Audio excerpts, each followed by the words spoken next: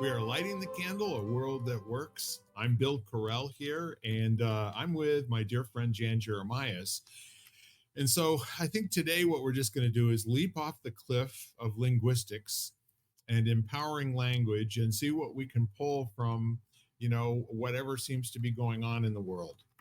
I'm quite interested at the moment in how we are behaving as an East Coast to the threats of hurricanes and tornadoes and that sort of thing. So there's a weather component to this weekend. Plus, I think out of Friday, Saturday, and Sunday, we got rain every day. And today is pretty much the only day. Originally, we were supposed to have rain all this week too, every day, but it looks like it's going to be clear today and maybe again tomorrow. And the reason I bring this up is sometimes our lives look like that. Like we're staring into a really bad weather forecast. And sometimes that can bring a lot of future expectations into the now. And so when that happens, Jan, what do we do? Gosh, I was just, was just on a call earlier about, it was about leadership and whatnot, and we were chatting about, and I think that, for me, I was speaking to, gratitude and appreciation. I think when life seems very dark or dim or stormy is a good way if you want to use your metaphor of like extreme storms this weekend. Um, that's what I try to practice is, somebody asked me, and I've been going through kind of a stormy time, and somebody asked me yesterday, how are you doing? And I said, well, I'm just grateful for, like, all the things I have to be grateful for. And just go into it from that. I just think it keeps me positive. It makes me focus a little bit less on what I feel is not going right versus, because as human beings, that's what we do. We might have 100 things that are going really well in our life, and one negative thing will happen, and that's where our attention goes. Like, and all of a sudden everything is bad in our life. Like we have one thing that's, not working. We have one client that says no, or we get one email which is negative, or one text, and then all of a sudden, that's our whole entire world, is that one thing. So trying to keep it a little bit broader and put a little bit in perspective, which I find, gratitude is one of the ways that I do, or I utilize to do that. Yeah. I think gratitude can be a really good anchor and allow you to come back to the present in situations where you notice your mind has just really gone like a little bit crazy. But the other thing, staying with the weather metaphor for a moment, what I've noticed, and I follow the weather every single day, more often than not, just so I can make fun of it, because it almost never is what's being predicted. And I have this thing that I do with my wife whenever we make plans to go somewhere, and it says that it's going to be sunshiny and it's an outdoor deal that we're going to be doing. I tell her guaranteed it's going to rain. And then I sort of keep track of my accuracy in debunking the myth that's coming from the weather guys, right? And the other thing that I just want to just presence is that we hear weather forecasts as if they are a good predictor of the future and the truth, when you and I both know they're pretty much not. So I like the idea of having an anchor such as gratitude. And when you start to notice that your mind is taking you places that you should not let you go, to borrow James Taylor's words, it's really very comforting to have a moment and say, now, wait a minute. And I don't know if it was Twain or Will Rogers who said, I've experienced many a terrible thing in my life, some of which actually happened. I think it So, was Mark Twain. yeah. But those two guys, I think, came from similar places, but I think one had a little more education than the other, possibly. But they were both brilliant men in terms of saying, what's so. So when you come right back down to it, thinking in terms of the whole weather metaphor, when there's a prediction of good weather or a bad weather, you can plan appropriately but why not always have like a plan B and a plan C just in case something else happens? Because I don't know, in my experience, life's pretty good at giving you all the things you didn't plan for. So plan for other things that will at least allow you to come back and be grateful, right? Yeah, absolutely. And I love the idea of, of planning, or sometimes really, getting in touch with how you're feeling and planning from there. I love having a plan. And I use the example of, when my dad passed, after my dad passed, that first Father's Day, I was really nervous. I was like, how am I going to be? Am I going to be sad? Am I going to like, what's going to happen? And obviously, what was in my head and in my heart was, because I was thinking about it a lot. Let's say as the days kind of came up to Father's Day, I was like, oh my gosh, Father's Day is going to come, like in this almost panic kind of mode. Like, and I wasn't quite sure. And then I thought to myself, I'm going to get up and just see how I feel on that day. Like, I don't want to make plans. I had like a tentative kind of plan in my head, but I didn't attach to that plan. I was very much like, let me just get up and see how I feel. Right. And so I got up that day and I said, well, I really don't want to be home. Like, I just didn't want to be in the house alone. Like, I just think I was afraid it was going to be too depressing and sad. So I remember going out and doing everything that he would have wanted to do, like, exploring and going new places and looking at new things and all this other stuff. And it was like he was there with me doing all those things. So it was a really great way for me to keep him close, but not in a sad way. It was much more in a like he was there, like, oh, I'm doing this with dad. Like, he's not physically here, but whatever you want to say, energetically, emotionally. So sometimes a plan is great. But I think what we need to do, as hard as it is, and sometimes we can't, is be willing to actually ask ourselves those kind of like, and was working with a client last week and I said this to her, like, how do you feel and what do you need right now to make you feel better? Like, what would make you like, do you need to, do you need to get outside in nature? Do you need to be sitting quiet for a few moments? Do you need to put on good music and dance? Do you need to cook, like do something sort of creative? Like, Yeah. what is it you need right now? And so I think that that's been my sort of like what I've been going to a lot lately. Yeah. Is just like, okay, I'm anxious. What do I need right now that's going to help calm me down, or that's going to help me be less anxious, or I'm happy now. Who can I share that with? Yeah. How can I spread that a little bit?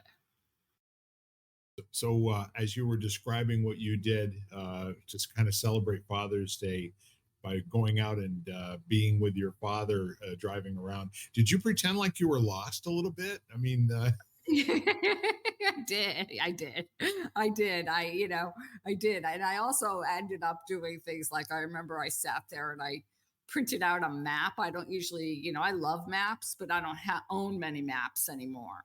right. And so I was like, oh, let me print out a map of where I am, because my father loved maps. So it was, but yeah, funny that you say that. But I did pretend I was lost. But it was really such a beautiful day. And I think it taught me a lot about, let's say, that whole, because I tend to be a planner Right. and I tend to, like a plan. I have to do lists, that's just my kind of, I would say my analytical brain of, systems and methods and things like that. But then realizing sometimes you have to like throw your hands up and say, okay, there is no plan. Well, see, one of the things that I learned in business a long time ago, because I really stopped going to university and wound up going and working with my hands as a laborer in a manufacturing plant here in Willimantic. And so I had, roughly 2.5 years of college under my belt in terms of college credits and classes and all the rest of that.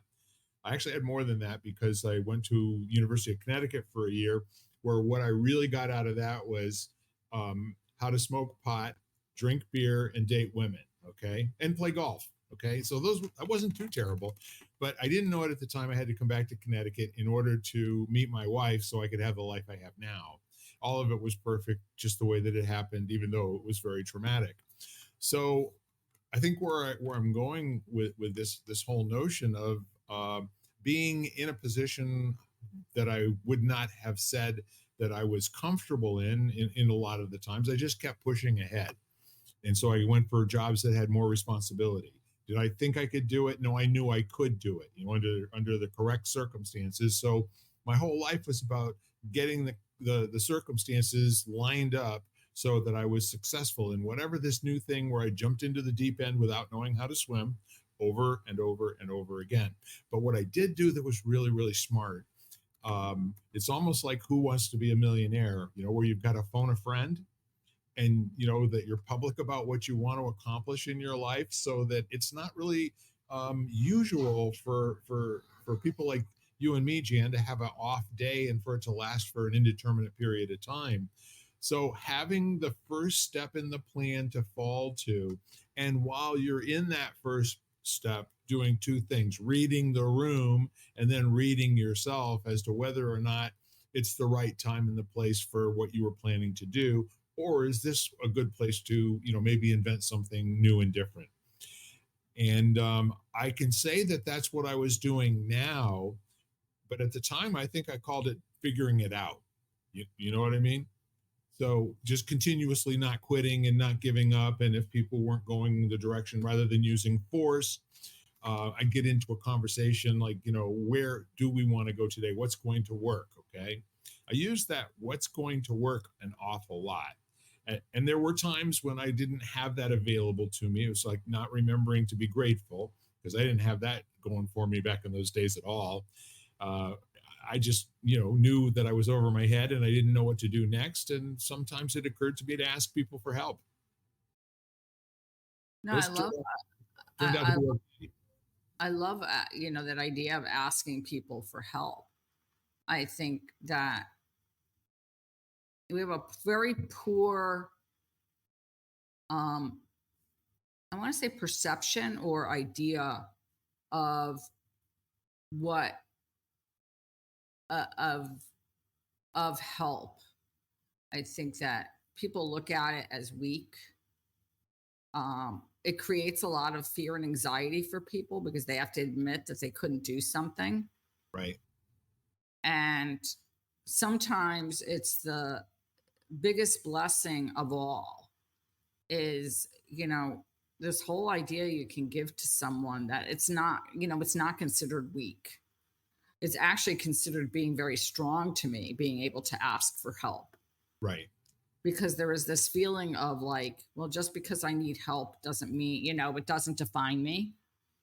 It doesn't belittle me and my expertise. It just means that whatever I'm doing, I don't know that yet. And, and I think that and it's something that you can definitely learn. Like that to me can be a learned sort of trait, because, I always say that, you know, growing up or working as an adult within, in the age that I was working in, let's say, much more kind of cosmopolitan corporate type settings where, you know, women in the workforce got to be a very big deal and everything. You didn't want to ask for help. You were taught to be independent.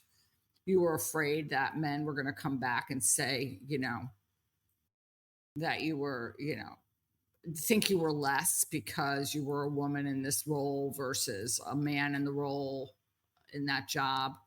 And so you would have done anything and to probably hide the fact that you didn't know something. Right. Right. It was not considered powerful, to, especially with subordinates who were half your age, and in some cases like I was, until I got to that point where I really absolutely knew that They were milking the cow. My job was to make them the best damn milkers that they could and then get the hell out of their way, you know? Make when that dawned on me, what can I do to make you famous? I would ask people that. Okay, what's missing for you to be known around here as the absolute best planner we've ever had, the absolute best purchasing agent, et cetera, et cetera. And that's a different conversation than telling people, I don't like what you're doing. Right. Exactly. No, that is a very, very good point. That's a very different conversation. Yeah. It's a very different conversation to sit there and just, and to that point, it's,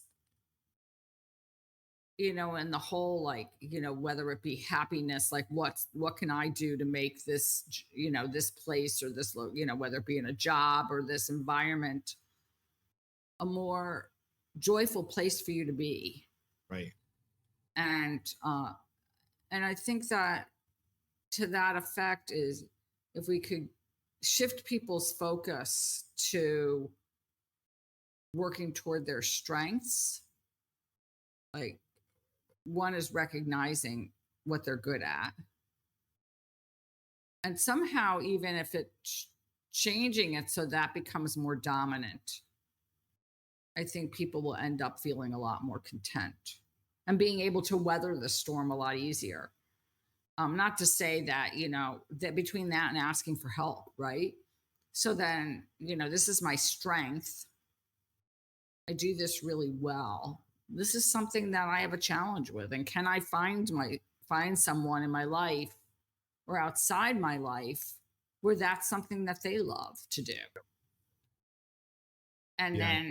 then not take advantage of in a negative way, but take advantage of the fact that this is something they truly enjoy, love, or whatever. Yep. We say that, together my parents made this complete individual because they each, had their own strengths and they kind of made one complete functioning person between them, Yes. kind of thing. And so that's why we're all here, right? Because each one of us is different. Otherwise, we would all become like, get born and we would all be able to do exactly the same thing. We get exactly the same thing everywhere. And Things would never get better, would never get worse. They would just stay kind of boring and dull. And boring, dull, and nothing would ever change. There's no room. That's where all communication and collaboration, that's where growth happens, or that's where that's where inventions get made. It's not when everybody has the same traits and is trying to contribute to a project. Yeah. I especially love that what we're accessing here is the kind of the road to workability. And we start off with, we've got a weather forecast. It's not true and it's not wrong, but it's not here yet. It's a discussion of what may or may not happen in the future. And in, what ways does that inform our present? So, again, when we're thinking about it, taking us out of our game or being concerned about big plans that you have, like for, I don't know, a wedding or graduation, and it's all supposed to be outside and you haven't ordered a tent in case that, it rains or whatever. And at the same time, that's tomorrow still. There may still be time to put something else in place. But like most people have an immediate present where there's just a lot of things they got to work on today already. And so what it can do is it can rob you of your joy and your experience of a wonderful present while you're so concerned about what may go wrong tomorrow. And in many cases, either it does or it doesn't. But in the end of the day, you're still here. You've survived all those other things that worked and didn't work up to this point. I mean, what's going to be different about that?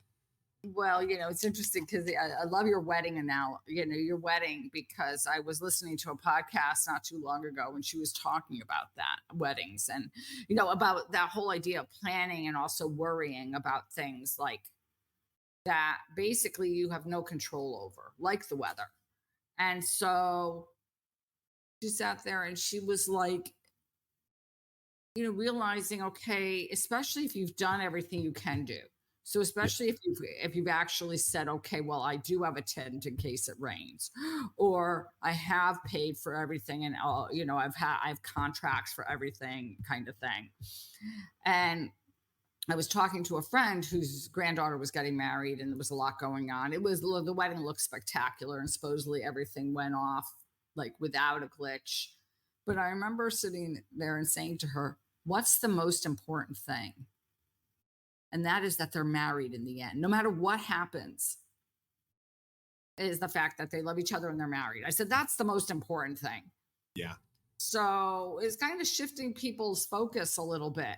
Well, if I don't know, something happens and it doesn't go exactly as planned, what's the most important thing is that, whatever, sometimes I think you need to get a little, you do need a little perspective of, like, because we tend to get very focused on the minutiae of Yep. something, like, the fact that we want something to happen exactly like this. And then all of a sudden, when that doesn't happen, we become gravely disappointed, or we can't, you know, we just can't get out of our own way. But if we can shift that a little bit and say, okay, well, bottom line is, no matter what, they're still going to be married, and hopefully, and everybody they wanted there was there. And if they didn't want anybody there, no one was there. Whatever. But shifting that away a little bit. Well, it's an interesting thing. What you reminded me of is the experience that we had when I performed a Navajo wedding on tribal reservation.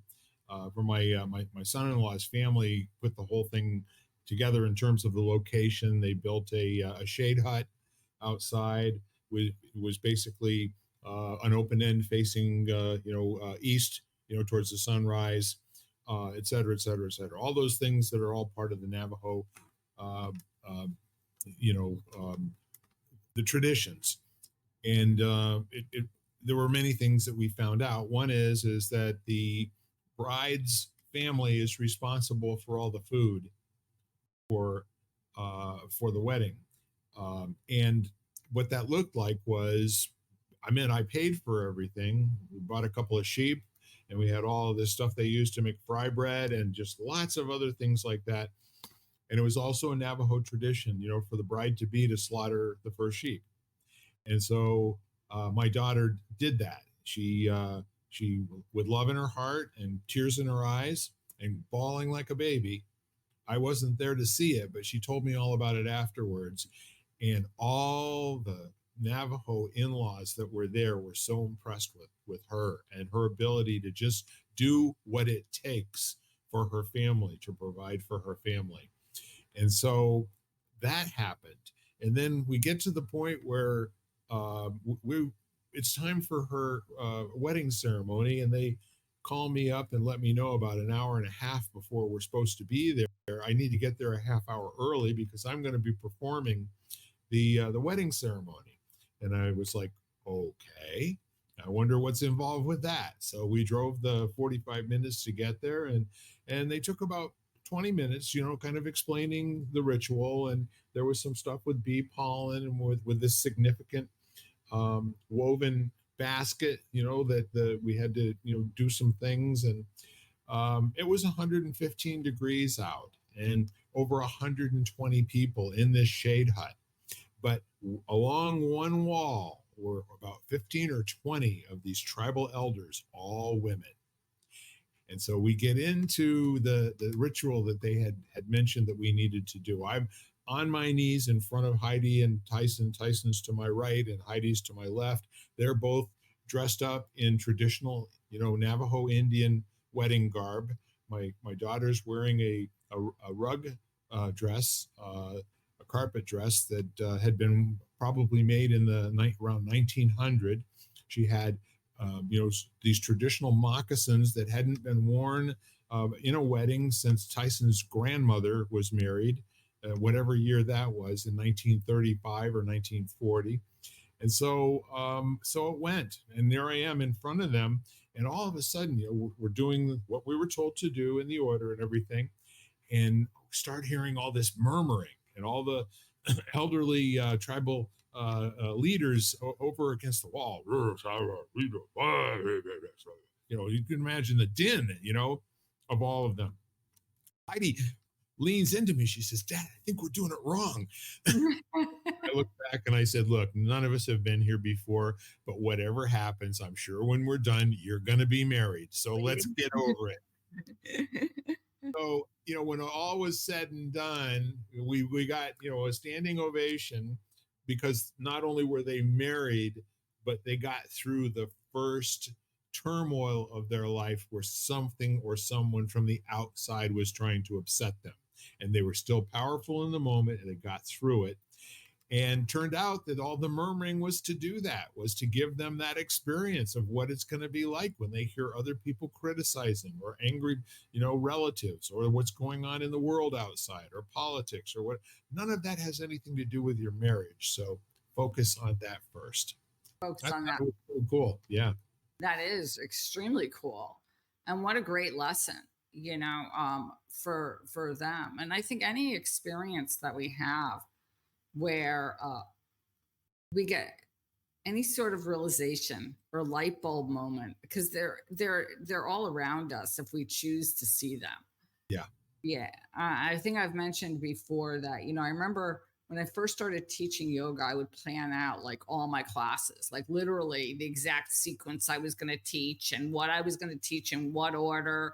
And yes, I was a new teacher, so I tended to do that. But then I remember going one day to teach, and everybody who walked in on that day, because I was teaching in person at the time, could not have done one thing that I was had on my list.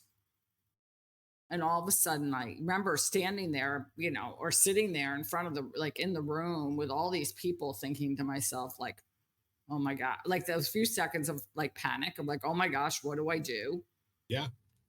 And then realizing that I basically had to use my intuition and I had to wing it, like not in a bad way, but I had to like read the room, ask people what they needed, um, if anything physically was bothering them that day, or how people felt lethargic if I couldn't read it, or energized or whatever, and having to teach to that.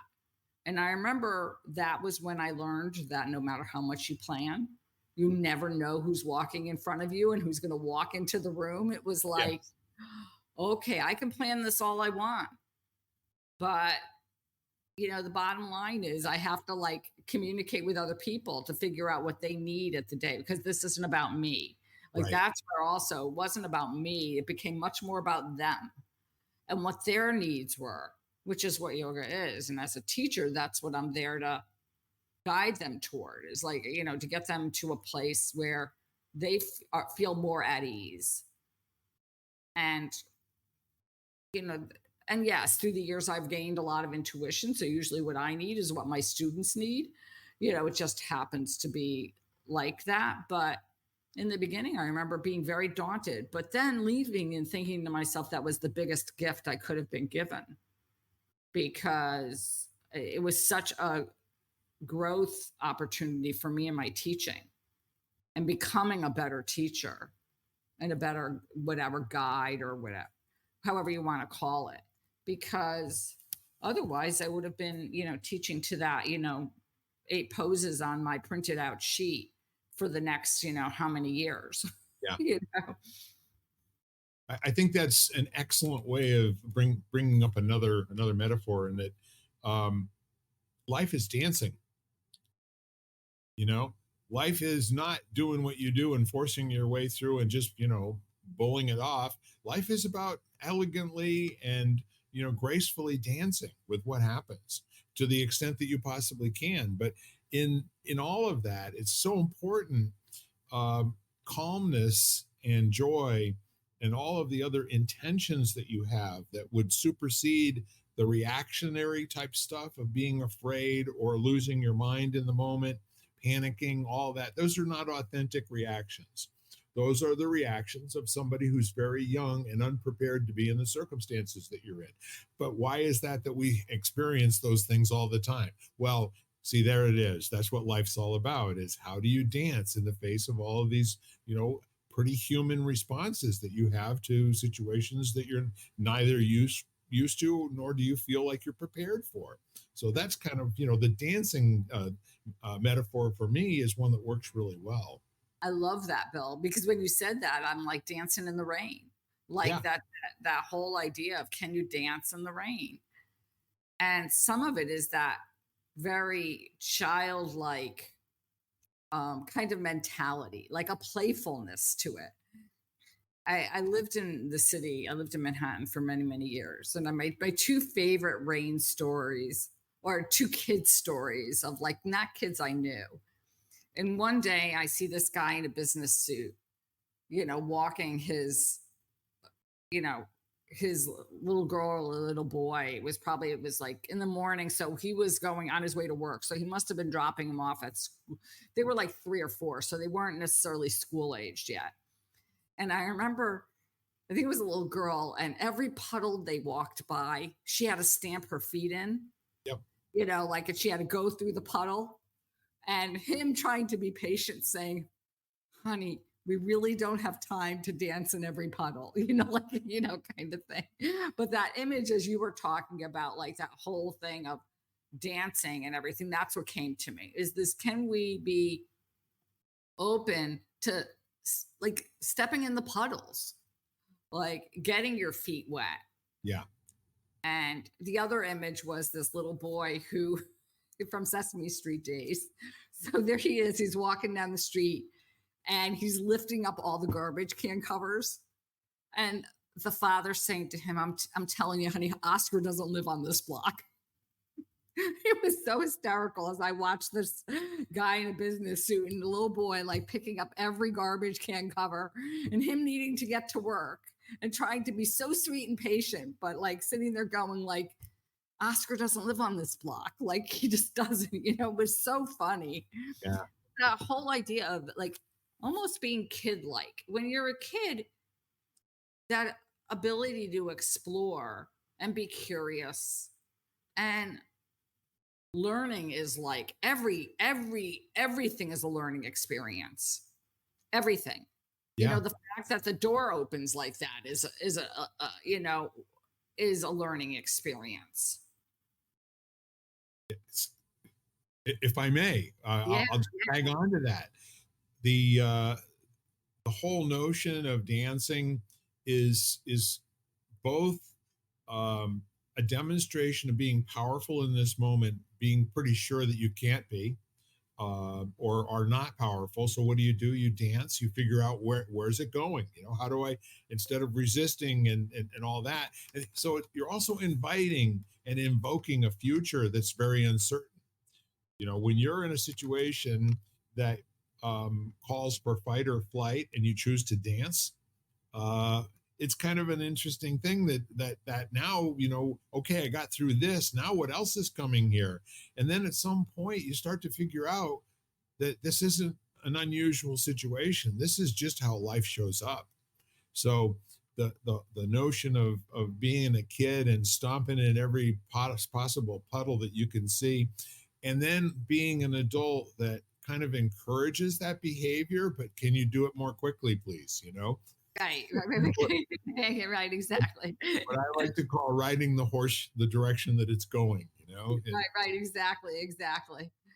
And I remember him saying, well, maybe Oscar lives on the next block, Right. kind of thing, to get there, get his little girl to go there kind of thing. But not wanting to say, like curb her idea, because it was really cute, the fact that, if you think about it, I mean, Oscar lived in a garbage can on Sesame Street. So it made sense that Oscar should live on on a Manhattan Upper East Side city block, somewhere in the garbage can.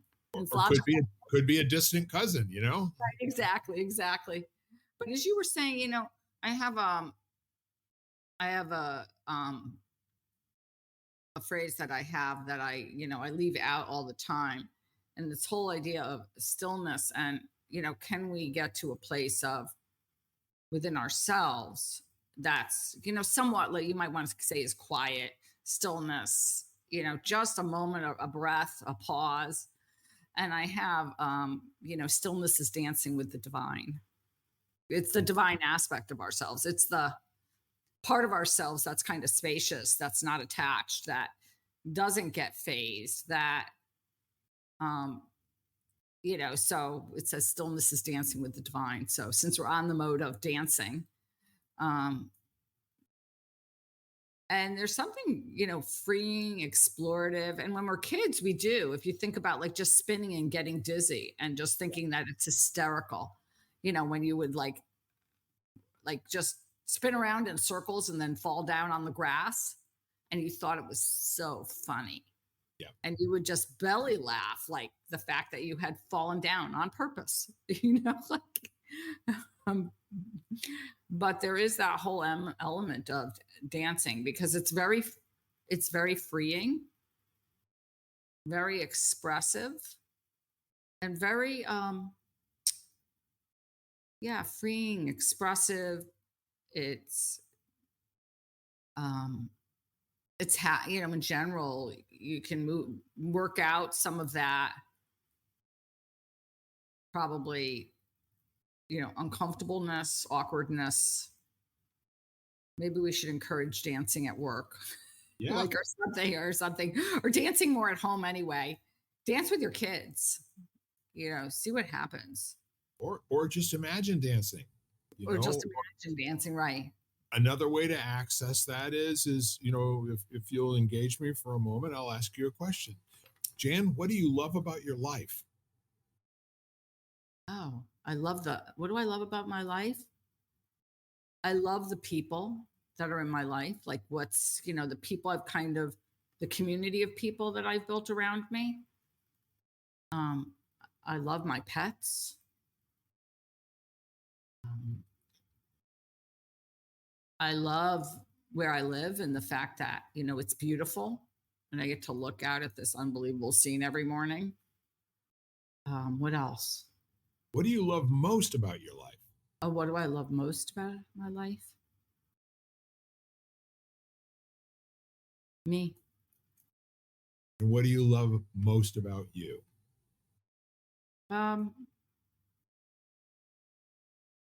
I think I love I love my kindness and my inquisitive kind of curiosity that I've worked really hard now to cultivate, like that non-judgmental curiosity about people, life, experiences. Hmm. Interesting that when you start to describe what you love about you, it's about your interaction with other people. hmm Well, that interaction also includes the interaction that I have with myself. So it's that, that I've become a lot less judgmental about myself Yep. and a lot more like inquisitive and curious about like the things that, and maybe some of those are negative things, what I would label as negative. So, it might be traits I don't like or behaviors that I have. Is to sit there and all of a sudden get that kind of inquisitive kind of curiosity about it as to like, what is this really about or where does it come from? Um, y- so I love that about my nature now is that, the whole idea, because I think in that there's much more room for compassion and love and empathy versus, the focusing on the differences between people as opposed to the common things we all share. Sure. And can you say some more about how you show yourself that you love you? Oh gosh. Um, well, I think I take care of myself. Like that's one of the ways I kind of express that love for myself. I've gotten much. I want to say better because I still think I drive myself pretty hard. Like I tend to be pretty disciplined, so I tend to be like I've got to accomplish this, I've got to accomplish that. But I think I also, and a good word is honor. I think I honor the fact of like when I need rest and like restoration. Yes. Like if I have a really hard week, I think that, weekend might come, or, well, I say week because sometimes I'm working weekends. So that week, that might be a day during the week, not necessarily a weekend day, but where I'll sit there and say, okay, today's my day. Like when sometimes it gets to the point where I really can't do anything today. Like I really can't. I need to read. I need to watch a movie. I need to spend some time, like quite a good chunk of time outside where I'm actually experienced. So that whole idea of, you know, really appreciating, like realizing when I'm tired and I need to rest and restore. Like I Yeah. think I show myself that much more easily now that I'm getting older than I used to. I have a really close friend who naps every day. Every day she takes a nap and has for years. Not a long nap, but every day she takes like a 20-minute nap. And if she doesn't sleep, she just lies down for 20 minutes or sits up and just relaxes with her eyes closed for 20 minutes, Right. and has for like 20 or 30 years. And, the whole idea of doing things like that. So I hope that answered your question. Oh, it gave me more questions. I'm very curious. Of course it did, Bill, because you're you. I'm I'm curious as to um, how you show compassion to yourself before you do to other people. What's access for you to do that, if you will? I think one of the access points for me is that acknowledgement of how I'm feeling is really like when I say, how do I feel? Like that honoring of how I am in a given moment, Right. and not in a critical way, but in much more of, and is this all cut in stone? Am I sometimes critical? Yes, because I'm a human being and I'm not, but more than um more than I used to anyway, or definitely, moving in that realm is like, okay, how am I feeling right now? Because I think that it allows me a little bit more space to accept people for where they are at that moment. And so I have the ability to sit there and recognize that. Like, I think people become human beings Yep. I like, much more apparently to me. And I focus on that a lot lately, especially, I guess, today in our global kind of environment where I feel like I want to see people as human beings, like in entirety, as a conglomerate of strengths and, what some may label as weaknesses, or coming from different backgrounds and different experiences. But basically, we're all the same. Yeah. And so I think the first connection is I have to recognize that within myself. And when you think about all of that, how does that make you feel? Um, well, wise. That I, that right that right there. What is that, and how does that make you feel? I think joyful, wise. That fact that, I think some of that has come with wisdom. And I always say, people are always like, would you want to be younger? And I'm like, nah, it's okay. I'll stay my age and keep the wisdom I've gained.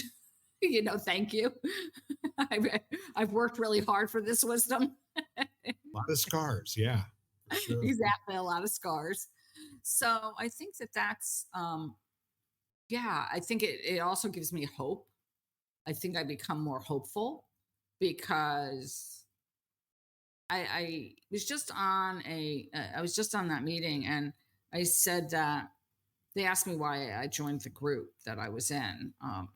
And I said partly because I think it's the only way humanity will survive. I said, if we start to look at each other as human beings, Yep. I said, and yeah, and that means in all aspects of life, and I think we have to get away. It's much more heartfelt, and I think that's the only way Yeah. as a species we'll be able to thrive. Um, because otherwise we're gonna we're gonna wipe ourselves out. Like what I hear there is not to share a common definition of what a human being is, but to start here and genuinely get interested in what is a human being. Not what people say about it, not what people tell us it is, not a definition, but what's it feel like? How big is it? What color is it? What's it taste like? If it's not present, what's that like? If it's here and too much, what does that feel like? So that you can really kind of start to generate this new human beingness that's got some life to it. It's got some body to it. It's rich in its distinctions, as opposed to the one that's kind of like, oh, tired out, human being, oh, you again, So Well, I listened to a podcast recently, and she was talking about labels. This whole idea of labeling, let's say, of certain type of person. yes, And to me, it gets people away from the labels, and it doesn't, as opposed to uniting, that idea of labeling, or the fact of like, oh, I don't know that, the definition of a human being right, becomes much more compartmentalizing and differentiating versus uniting and commonality. yes, And so I love this idea of, basically getting curious about people and what makes you, like, almost like differentiating what makes you a human being, like, kind of thing, like, like, what makes you a human being versus, what makes me a human being. And, that's kind of like, that's a really sweet way to move through the world. there's some very interesting aspects to that particular conversation. You know, I think what I love the most about it is it kind of invokes the notion of we don't know. And let's get into a discovery conversation. And so they tell us we're human beings. What's it like for you? Well, it's kind of right. I don't know why I have all these like stories of kids today, but that's great. So I have a little boy who lives next door to me who's 5, and he's so cute. He's really cute. And so last week I'm outside with Tonka and I'm doing some gardening, and he's, it's townhouses, so they're all connected. And so he's comes outside and he's talking to me. And Tonka's eating a bone. And I just said to him, you might want to leave him alone because he's eating now. And, as he gets older, I don't know what his response will be if somebody small comes around to take his food, or he thinks they're going to take his food. So he was good, and he let, and so he was outside, and I was gardening for quite a while, and I had to go inside. Now all the townhouses are exactly the same, they're all identical inside. So I said, I've really got to go in and do laundry. And he said, oh, can I come in and see your house? And so I said, sure, you can come in and see my house. And it's the same exact house, like layout as his house. Yeah. But all the questions he asked, it was kind of like, oh, you're a human being. I'm a human being. Like, share with me about being a human being. And it was kind of like he was that kind of inquisitive, very like, oh gosh, I like this, kind of thing. And, it was just so adorable. And, and he's absolutely so sweet and so cute. And at one point, his mom and dad came out and said, is he bothering you? Is he talking too much? But it was great. And so I think that whole idea of like, you're a human being, I'm a human being. Let me get to know you. Yeah. And at a fundamental level, we play over that. We always start like we've got the first 3 chapters of each other, we understand, right? And our world doesn't make it easier. All this concentration on identity this and identity that, it really is a dehumanizing conversation. It's not like one where we're inviting people to ask them about why they wear their hair the way that they do, or ask them why that they have the piercings that they do. It's like, no, stay away. This is who I am. You better respect that and give me space. But I'm not interested in what you look like. That is the least interesting part of you. I am so much more interested in what happens when you open your mouth and you start stringing language together. That is, to me, so much more interesting. If I were a blind person, how would I engage you? You Well, know? yeah, either that or just how do you act? That's Yes. the other thing. I remember years and years ago, I was on a subway in Manhattan. And this is like, one of those things of like judgments and labels. Yeah. So this woman gets on who's, I think she was like very pregnant. So, looked like she was about ready to give birth on the train kind of thing. Yeah. And train is packed. There are no seats. And usually I'll hop up, but I just pause to see if anybody else, like any, at the time, I mean, I was somewhat like, I wanted to see if any of the guys would stand up, I think. So I remember there was all these guys in three-piece suits, look like, very distinguished or whatever. Not one of them got up. And then there was this guy who was like, had 1,000 piercings and looked like he was like a biker type who I'm not labeling, but, looked a little gruffer. And he could not get up fast enough for this woman and said, "Oh, please sit down. You look like, I think it was actually in the summer too. So she was carrying all that baby weight, plus it was hot as blazes." And I remember sitting there thinking to myself, where I would have judged what he looked like and assumed that he was a particular type of person or a particular type of human being, Right. and how wrong I was. That here there were all these guys who I would assume were at that time, especially in the 80s or 90s, were very educated and everything, and not one stood up. And I remember thinking to myself, you got like, like I would have used profanity at the time, Yeah. but like really being disappointed.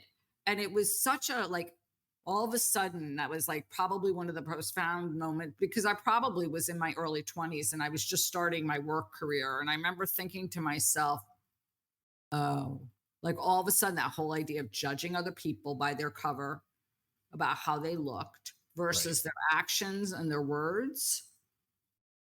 And she was very thankful. I mean, she was so appreciative of that he had gotten up for her.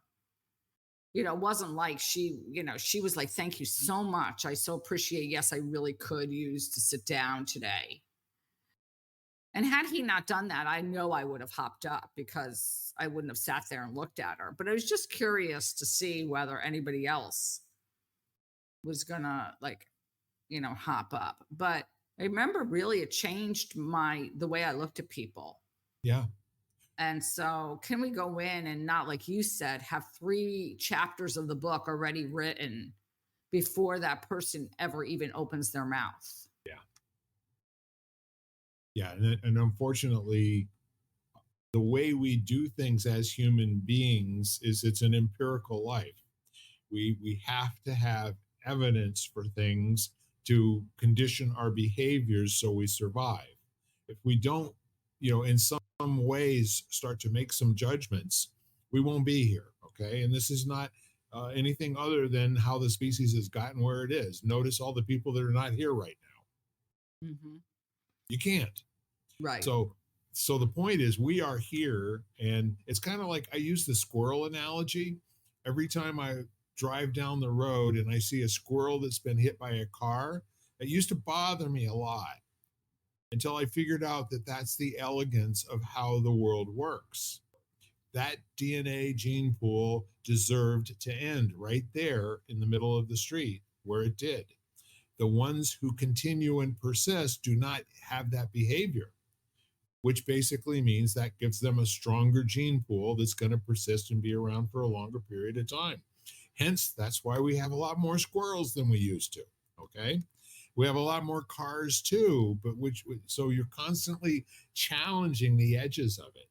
And so when you and I meet somebody, we have an automatic already listening where we have a history with what that looks like that was either placed there because of our experience or what we saw in the media or what we heard in stories from other people.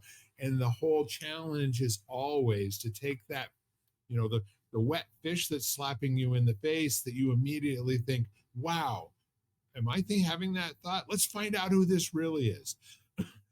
I've been known to say things like, I don't want to piss you off or anything, but I'm really curious. Does it hurt to get all those piercings? Yeah, no, I mean, I love that because I think what it does is like, yes, we are like, it is a survival mechanism to like, to sit there and say, okay, to some extent, and I don't want to say label, but see certain people and say, okay, this person does not look savory. And so my guard's gonna go up a little bit. And I spent a lot of, enough time in urban areas to know, like, kind of thing like this guy does, or this person looks a little shady. I'm gonna cross the street, or I'm gonna wait and catch, and just pause or go into a store and then let this person pass Oh, yeah. versus, but on the other hand is, can I get into a conversation with someone and kind of shut off that part of my brain which is making the judgments and is making the assumptions, and to some extent and be open enough to be able to hear what the person's actually saying, Yeah. and allow them to share who they are, from for instead of me assuming who they are. Yeah. Like it's an investigation instead of an interrogation, right? Or it's an invitation. Yep. An invitation like, I'm really interested.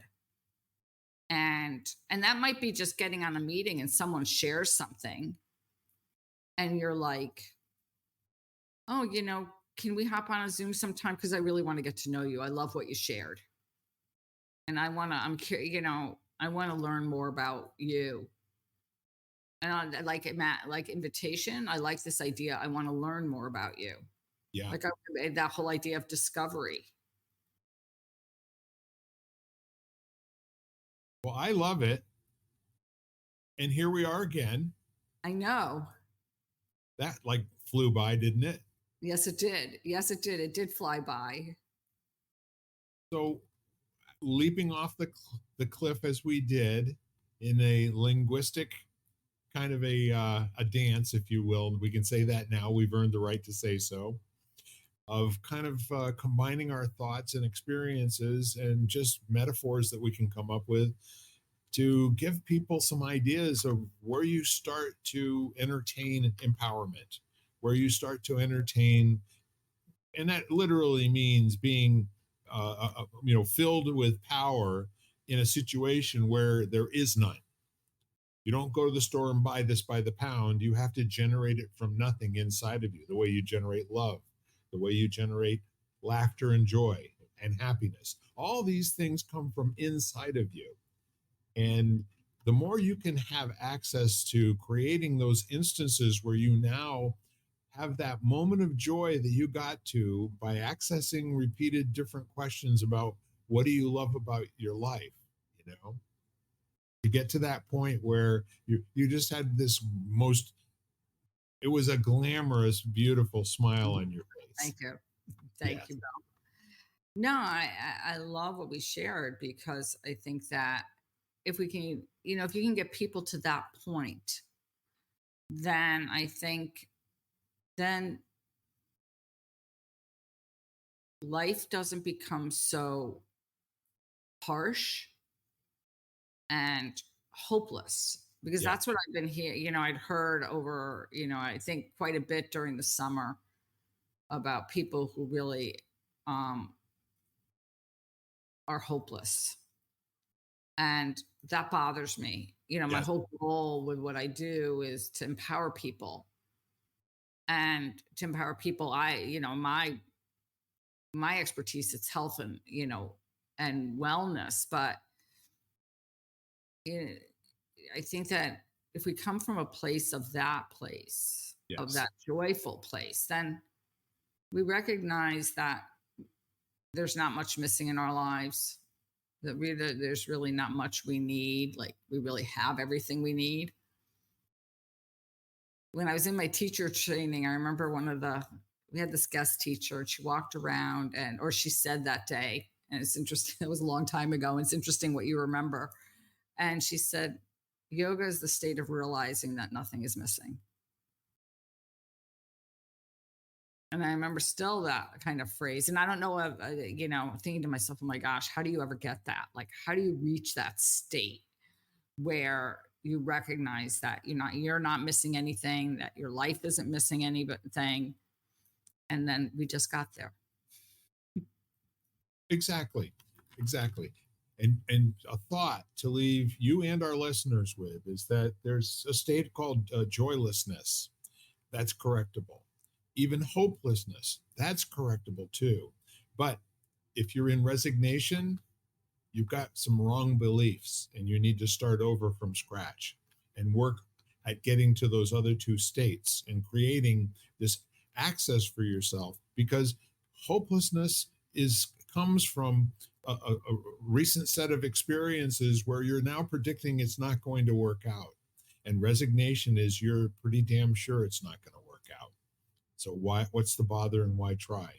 Well, the reason is that you're among the chosen, you're among the blessed, you are here. Do something with it, damn it.